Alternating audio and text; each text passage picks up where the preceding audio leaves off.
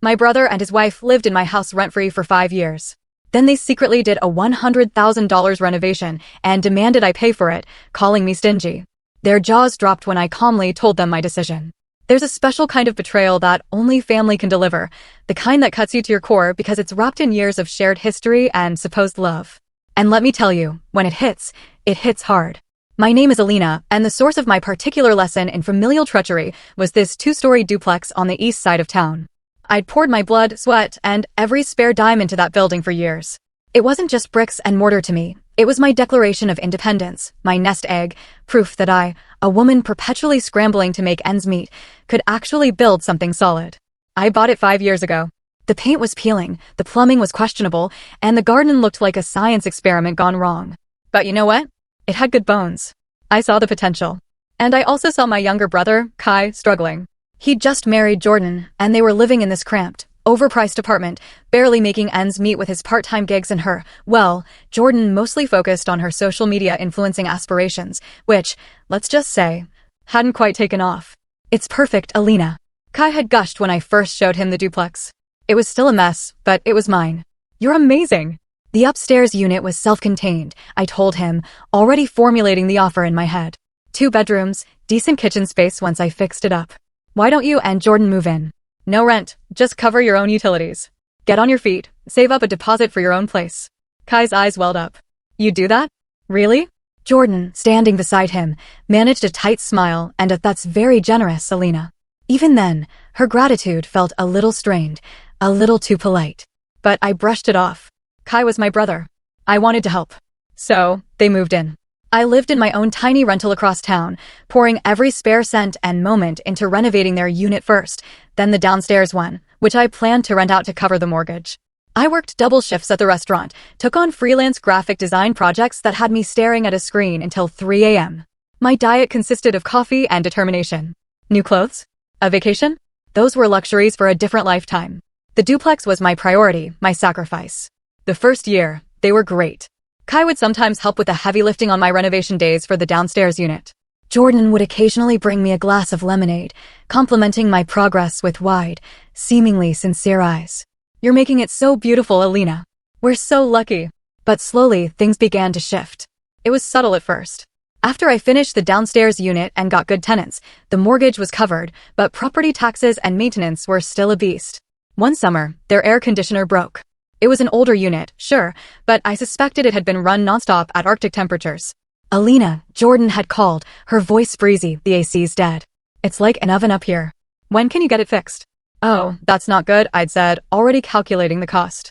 Did you try resetting the breaker or checking the filter? A pause. No, that sounds complicated.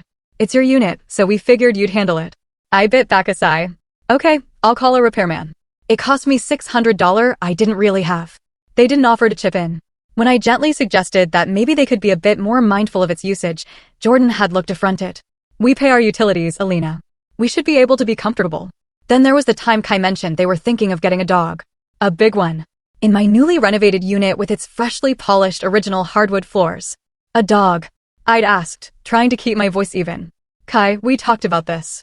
The lease agreement for the other tenants is no pets, and I'd prefer to keep it consistent.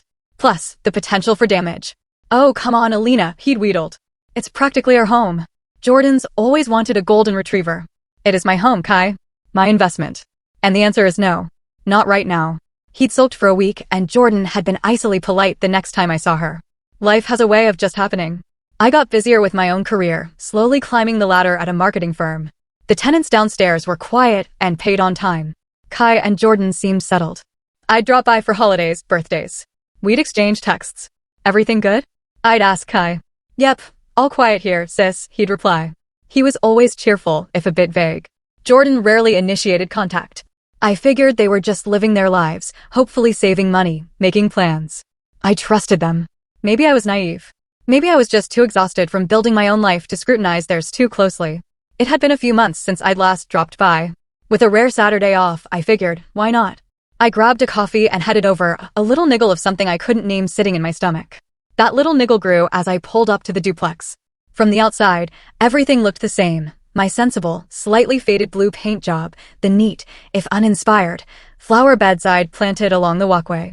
I walked up the steps to their unit, number 2, and noticed the front door was ajar. Just a crack.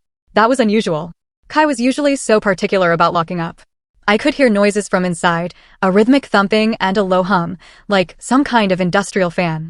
Not sounds I associated with my brother's usual weekend routine of video games and napping. Kai? Jordan. I called out, pushing the door open a little further. The sight that greeted me stopped me dead in my tracks. My coffee cup slipped from my fingers, splashing lukewarm liquid down my jeans and onto the floor. The entire front living area was different. Walls had been moved. Where my cozy, slightly worn but perfectly functional kitchen once stood, there was now an open-plan monstrosity. Gleaming white cabinets reached to the ceiling, accented with brushed gold hardware. A massive island, topped with a slab of what looked suspiciously like Carrara marble, dominated the center of the room. Stainless steel appliances, the kind with digital displays and price tags that made my eyes water, were built into the custom cabinetry. It looked like something out of a glossy magazine, a style so far removed from my own practical taste, it was almost comical. I stumbled forward, my mind struggling to process. The thumping was coming from further back. I walked as if in a dream, past the alien kitchen towards the main bathroom. The door was open. More marble. A freestanding soaking tub I knew for a fact cost more than my first car. A rainfall shower had the size of a dinner plate. "Oh, good, you're here."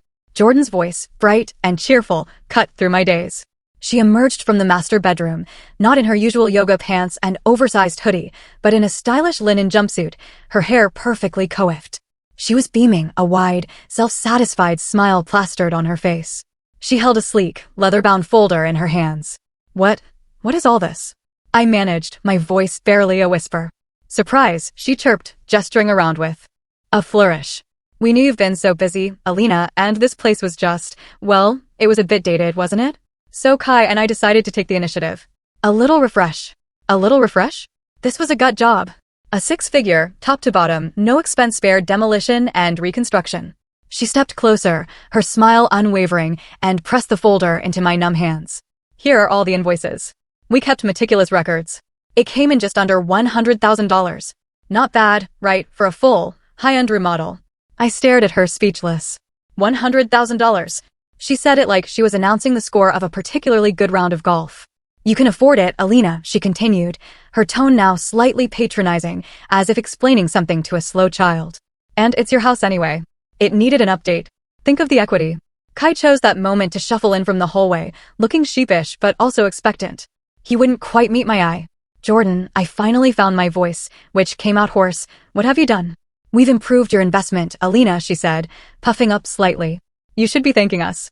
"Thanking you," I repeated, the words catching in my throat. The shock was starting to wear off, replaced by a wave of icy fury that began in my toes and rose, chilling me to the bone. "You spent nearly $100,000 on unauthorized renovations in my house, and you expect me to thank you and pay for it?" Kai finally spoke, his voice defensive. "Well, yeah, it's your property. It benefits you in the long run. Don't be so stingy, Alina. We did all the hard work of managing the contractors and picking everything out." "Stingy?" He called me stingy? After 5 years of rent-free living? After I'd sacrificed and saved to give them a leg up? The audacity was a physical blow. I could feel the blood draining from my face, then rushing back with a heat that made my ears burn. I looked from Kai's evasive face to Jordan's smug, confident one. I wanted to scream. I wanted to rage. I wanted to throw that ridiculously expensive marble-topped island through the brand-new picture window. Instead, a strange calm descended. A very cold, very clear calm. I closed my mouth, took a slow breath, and looked down at the folder in my hands. I didn't open it. "I see," I said, my voice devoid of any emotion I was actually feeling. "I need to process this." Jordan, seeing my stunned silence, added with a condescending smile, "We even picked out finishes we knew you'd love eventually. Consider it our gift to your portfolio." My blood ran cold. This wasn't a misunderstanding. This was a calculated move. A deliberate, entitled, breathtakingly arrogant heist. "I have to go," I said quietly, turning on my heel. I walked out, leaving them standing in the opulent ruin of what used to be my sensible, carefully managed investment property. The smell of fresh paint and new grout followed me out the door, smelling like betrayal. The drive back to my own small, slightly cluttered apartment was a blur. The cold calm I'd managed to project in front of Kai and Jordan shattered the moment I closed my front door behind me. I sank onto my sofa, the leather folder still clutched in my hand, and the numbness gave way to a tremor that started in my hands and spread through my whole body. Betrayal. It was a raw, physical ache in my chest. I replayed the scene over and over, Jordan's beaming face, Kai's mumbled accusation of me being stingy, the sheer, unadulterated gall of it. They hadn't just crossed a line. They bulldozed it, paved it over with marble, and sent me the bill. How could they think this was okay? How could Kai, my own brother, stand by and let this happen, even participate? The hurt was a sharp, jagged thing. 5 years. 5 years I'd given them a home, a chance to build their future, and this was how they repaid me? Then a different thought began to surface through the pain. This wasn't impulsive. That level of renovation, the contractors, the specific high-end choices, it had to have been planned, meticulously. I remembered an offhand comment Jordan had made months ago during a rare family dinner. "We're just bursting at the seams in that little kitchen," she'd sighed dramatically, swirling her wine. "It's impossible to entertain properly." At the time, I dismissed it as typical Jordan hyperbole. Now, it felt like a breadcrumb. I grabbed my laptop. Jordan was obsessed with her online image, but her public social media was all carefully curated lifestyle shots, nothing that would reveal a major renovation in a home that wasn't technically hers to renovate. Then I remembered Kai mentioning, with a roll of his eyes, Jordan's endless vision boards and digital scrapbooks. She used one of those cloud storage services, the one with a cutesy animal logo. It was a long shot, a desperate, ethically murky stab in the dark. I knew their wedding anniversary. I knew the name of the fluffy white cat, Snowball, that Jordan doted on and that I'd expressly forbidden in the unit, a rule clearly ignored. I tried a few combinations. Anniversary date plus Snowball, Snowball plus anniversary, then Snowball followed by their wedding year. Bingo. I was in. My heart hammered against my ribs. A folder list appeared. Most were innocuous. Vacation ideas, recipe collection, influencer collabs, dreaming. And then there it was, our dream home project. My breath hitched.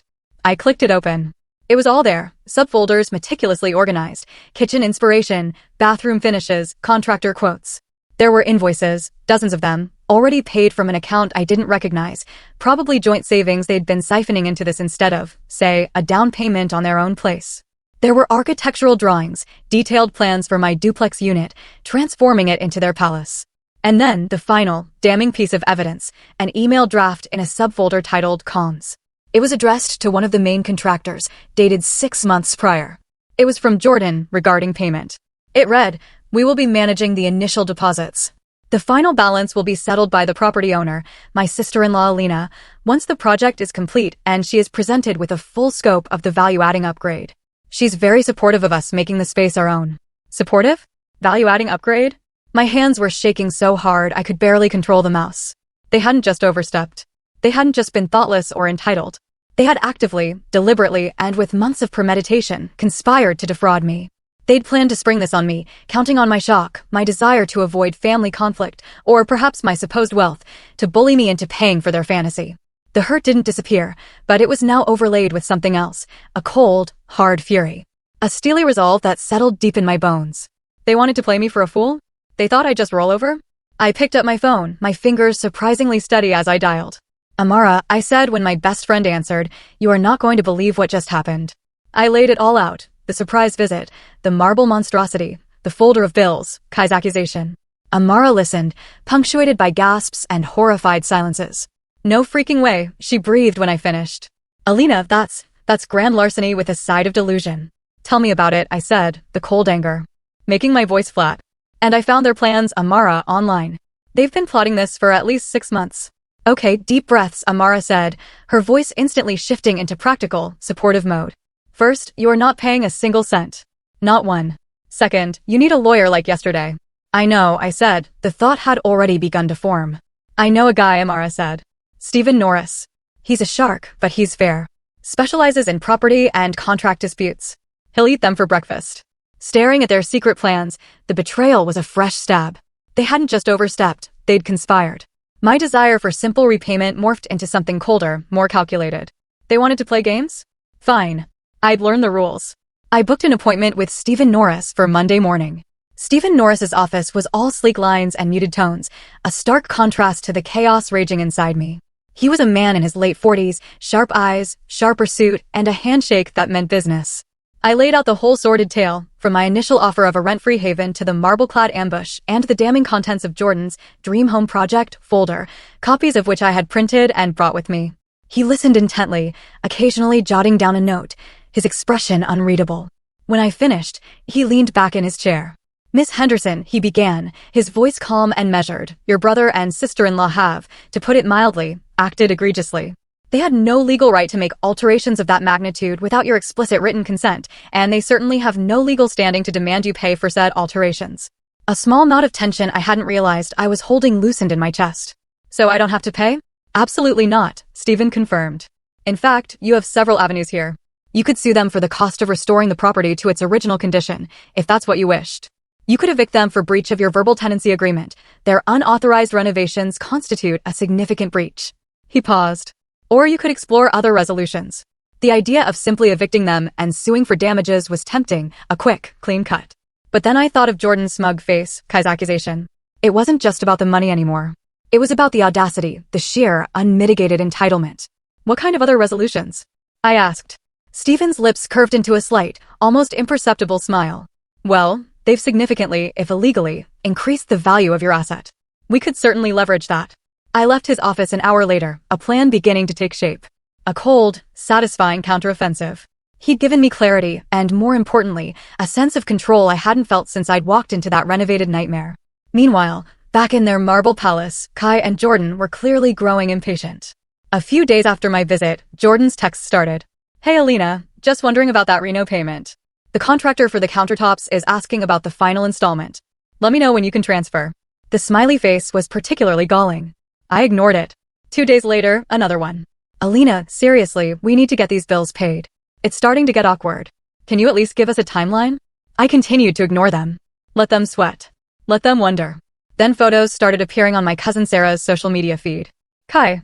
The caption, housewarming kind of at Kai and Jordan's gorgeous new place. So jelly. Guess your new kitchen vibes. Hashtag dream home. My jaw tightened. They were already showing it off, claiming it as their own, before I'd even agreed to foot the bill they'd fraudulently run up in my name. The nerve was boundless. Then came the call I'd been dreading, but also expecting, my mother, Nancy. Alina, darling, she began, her voice laced with that familiar tone of gentle persuasion she used when she wanted me to smooth over family ripples. Kai called. He's very upset. He said there's been a misunderstanding about some work they did on the house. A misunderstanding, Mom? I kept my voice carefully neutral. They gutted my property and expect me to pay $100,000 for renovations I never approved. That's not a misunderstanding, that's a demand. Oh, Alina, don't be so dramatic, she sighed.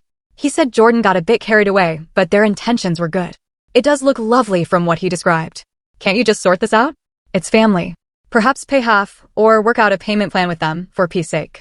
I could hear Kai's one-sided, woe is me version of events echoing in her words. He'd conveniently left out the premeditated planning, the secret folders, the sheer scale of the deception. Mom, there's more to this than Kai's telling you, I said, trying to keep the frustration out of my voice. I'm looking into it. I'll handle it. Well, I hope so, dear. Family is too important to let silly things like money come between you. Silly things like money? Like $100,000 of my money they'd spent without my permission? I hung up, feeling a fresh wave of anger, not just at Kai and Jordan, but at the way my family always seemed to expect me to be the accommodating one, the one to absorb the costs, emotional or financial. The next day, another text from Jordan. This one took the cake. Hey, so we were thinking, since the main bath turned out so well, we should probably do the guest bathroom to match. Keep the flow, you know?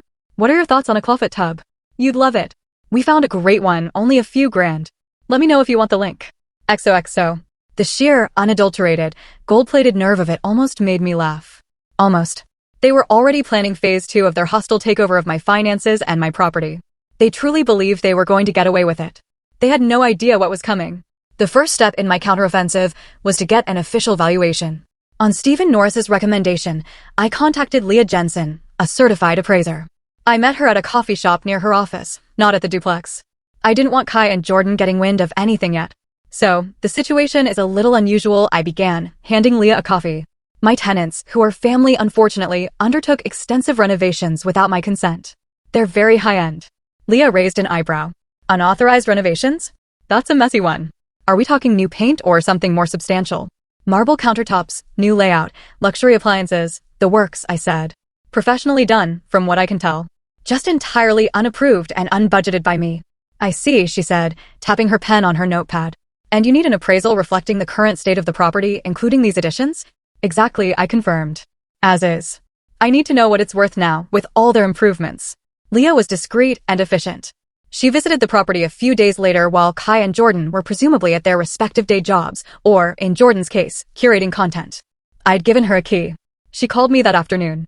"Well, Alina," Leah said, a note of surprise in her voice, "your tenants certainly have expensive taste, and they hired confident, if presumptuous, contractors.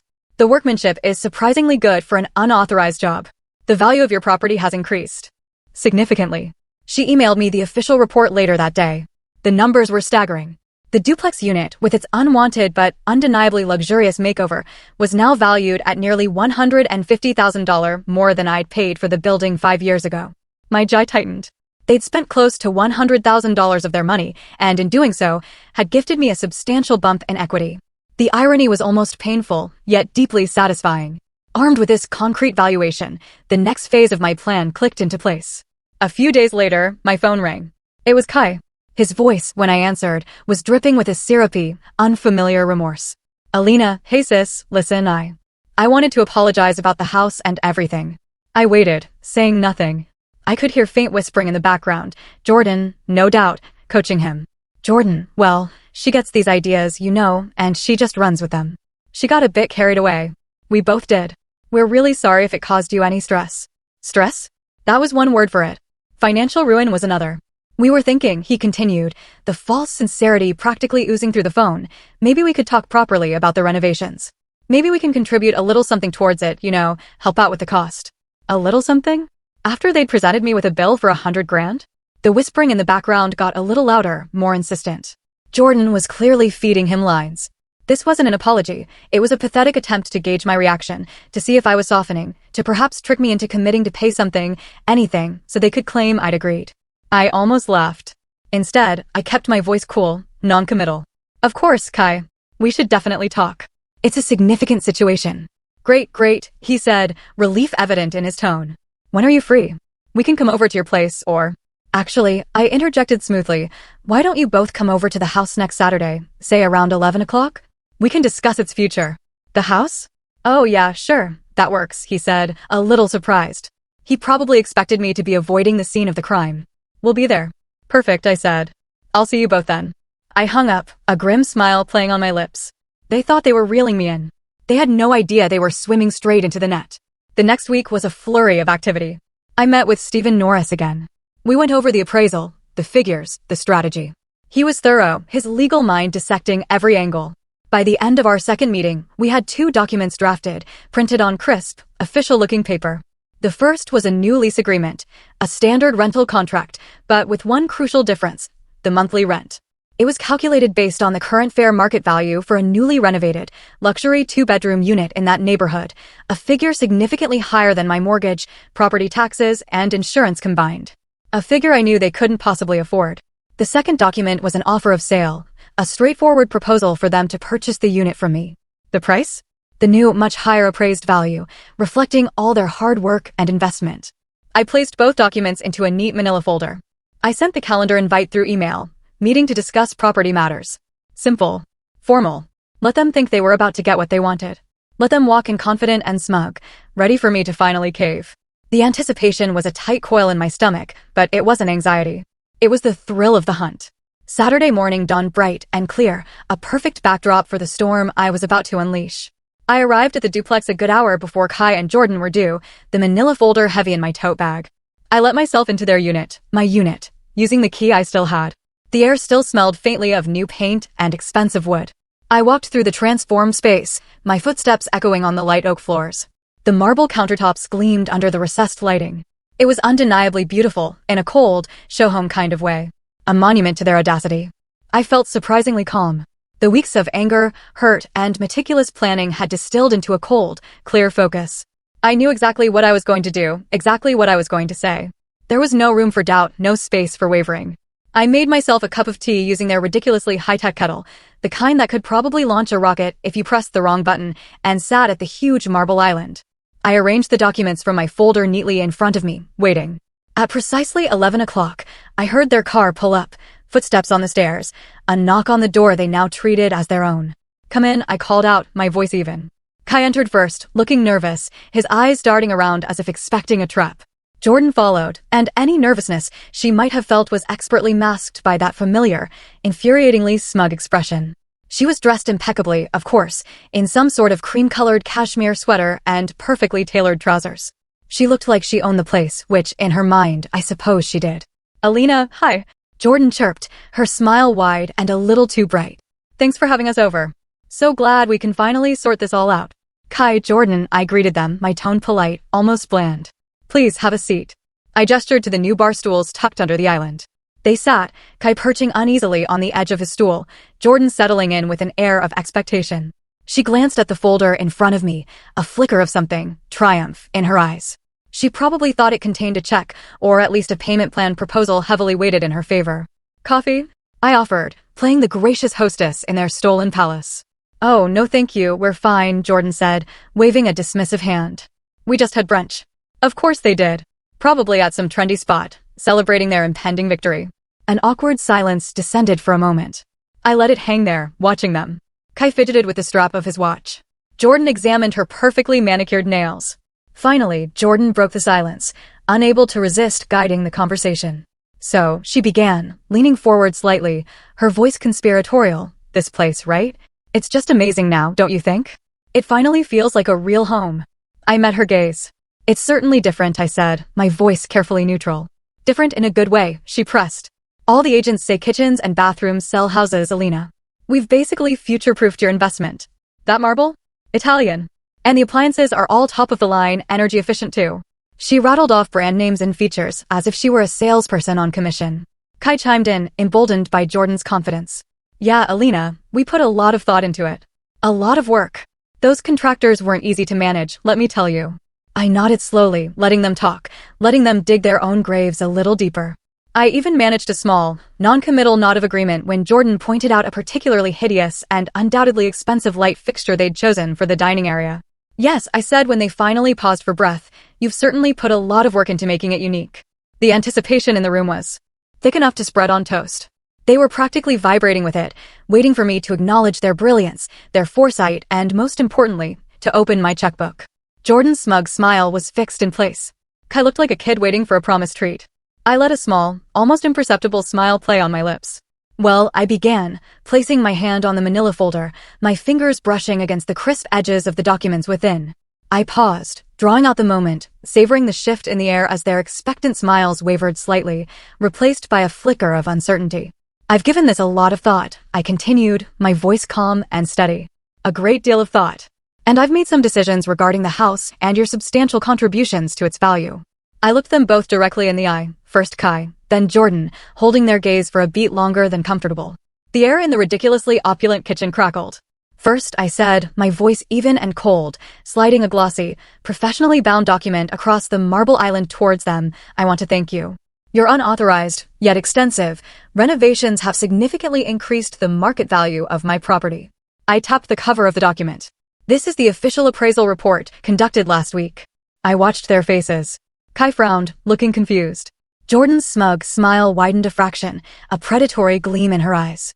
She clearly thought this was the prelude to me capitulating, perhaps even offering them a bonus for their vision. She reached for the report.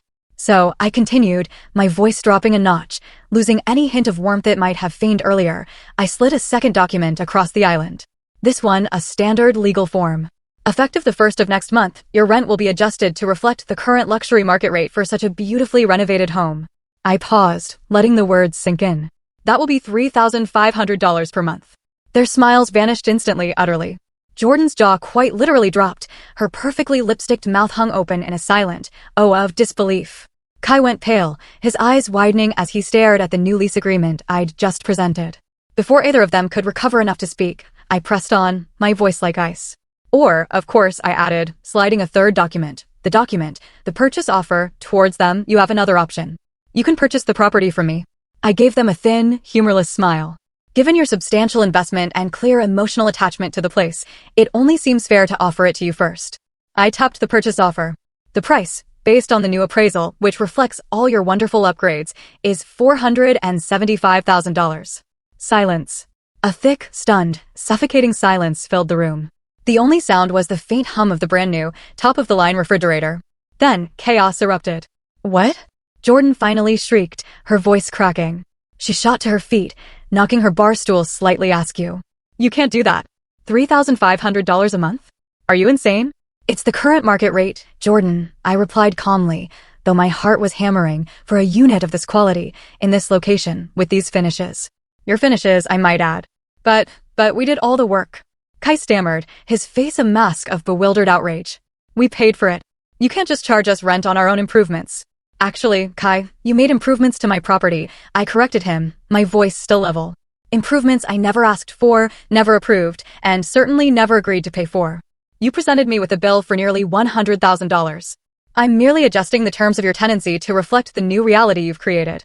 This is outrageous. It's unfair. Jordan was practically screaming now, her face flushed an ugly red that clashed horribly with her cashmere sweater. We're family. You're supposed to help us, not extort us. Extort you? I raised an eyebrow. I believe you were the ones who presented me with an unexpected six-figure bill after conducting major renovations without my permission. I'm offering you, pay the fair market rent for the luxury apartment you've designed for yourselves, or buy it at its fair market value. A value, I remind you, that you yourselves established with your contributions. Kai was shaking his head, looking utterly defeated. We don't have that kind of money, Alina. You know that. We can't afford that rent. We can't afford to buy it. His voice was a desperate whisper. Then perhaps you should have considered that before you decided to play real estate developer with my assets, I said, my patience wearing thin. The cold fury was back, bubbling just beneath the surface of my calm demeanor. Jordan screeched, "You're evil, Alina. This is our home." Her eyes blazed with a mixture of fury and panic. I met her furious gaze, unflinching. No, Jordan. This is my house, which you treated like your personal ATM and showroom. You made your choices when you forged ahead with this ridiculous, unauthorized renovation.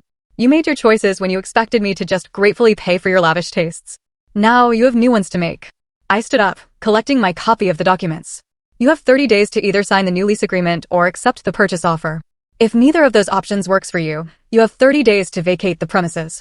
I walked towards the door, leaving them standing there amidst the splendor they had so arrogantly created, their faces a mixture of shock, disbelief, and dawning horror.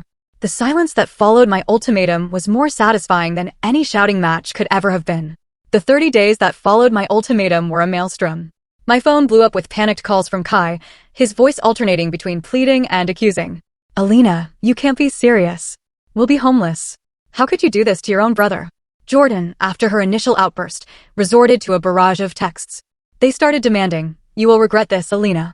We have rights." Then shifted to bargaining. Okay. What if we pay you back for the reno over time, like a tiny bit each month, and you keep the rent the same? And finally devolved into desperate, tearful, please, Alina. We made a mistake, a huge mistake. Don't do this to us. We'll do anything. They tried to rally the family, of course.